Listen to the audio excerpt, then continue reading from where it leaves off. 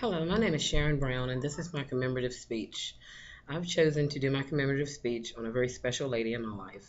She didn't always start off with the best childhood, but with strength and determination and trust in God, she has finally succeeded. She's fashioned a life of love and family for herself, and I admire her greatly.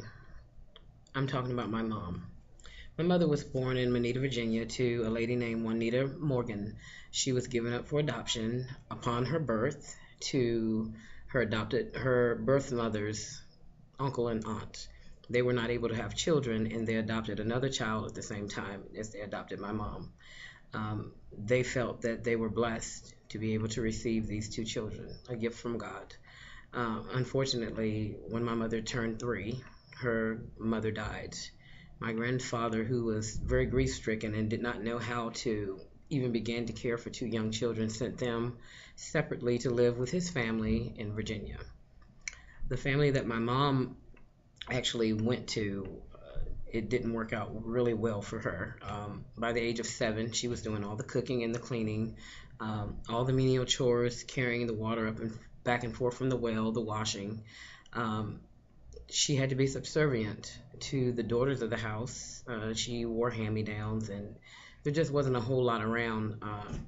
My granddad wasn't really the type of dad that would embrace those children, so I guess he assumed that everything was fine.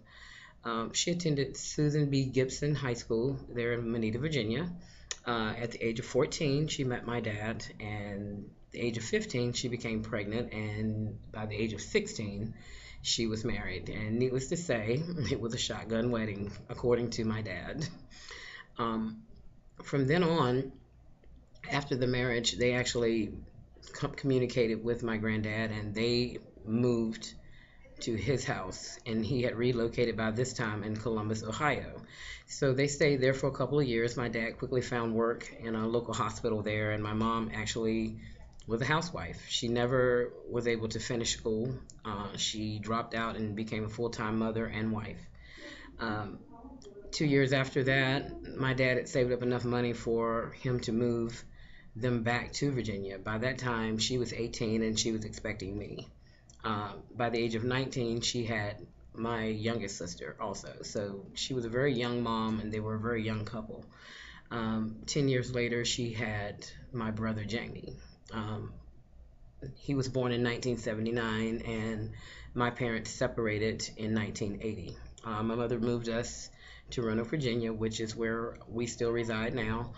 They divorced in 1982, and they both remarried by 1985. Um, she actually went back to school and got her GED, and she found employment with ITT. It's a firm here that makes the night vision goggles. So she's been there for over 30 years now. She was a very good mom. She has always raised us in the church. She was always been this church secretary. She wrote the plays. She did the programs. We were always very active in the church. She has always taught us to have faith. She has also taught us a strong work ethic. Anything that is worth having is worth working for, is what she has always told us. And you can do whatever you want to do. You can be whatever you want to be. You just have to want it. That's what she told me at my graduation. You can reach for the sky. There are so many opportunities that we have today that they did not have back then. When she was going to school, it was segregated, and now it's not. So I would imagine that she's seen a lot of changes over the years, good changes. Um, from that time in her marriage, she raised all of us, and we all left home. My mom married a man who is now a reverend. She has also completed her degree in Christian studies, and she holds that that degree and that diploma in that. She's a deaconess of the church, and she's also the first lady of Rock Ridge Baptist Church in Ferrum, Virginia. She's always taught us to walk by faith and not by sight. Very religious and just deeply enrooted in her. I remember my mom as a child.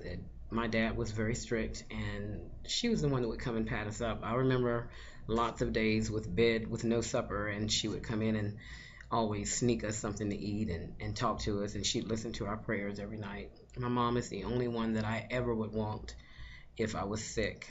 She's always known just by looking at us if there was something wrong. And once she asks you, here comes the waterworks. So my mom is just like the greatest inspiration to me. Um, she has pulled herself up by herself. When we were with my dad, we were very well off. When we divorced, we struggled there for a little while. We weren't used to it, so I'm pretty sure we didn't give her a hard time. I was so mad at her because of the divorce, and it showed in a lot of ways. I'm pretty sure that I gave her some really bad moments. I blamed her for everything. But looking back now, as an adult and as a single parent that actually raised my daughter by myself, I can understand things a little bit better. I think the main thing that I understand is that they were so young.